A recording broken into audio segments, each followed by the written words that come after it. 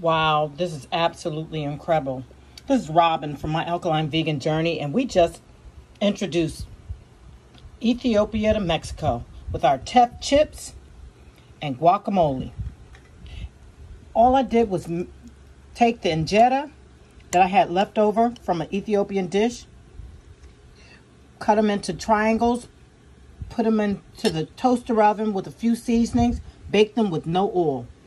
And then the guacamole is just avocado, onions, tomatoes, and a few seasonings, and that's it.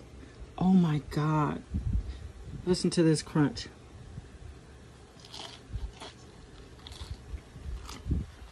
Oh my goodness. Absolutely delicious.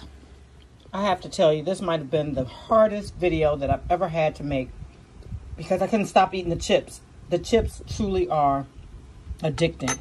I mean, they are crunchy. They are perfect. Seasoned just right. Oh my God. I wonder if someone else has thought about this. If not, guess what? I'm claiming credit. This is amazing. I think I'm always going to buy Teff flour or Injera. This Injera was baked completely in Ethiopia with 100% Teff. No wheat flour involved. This was excellent.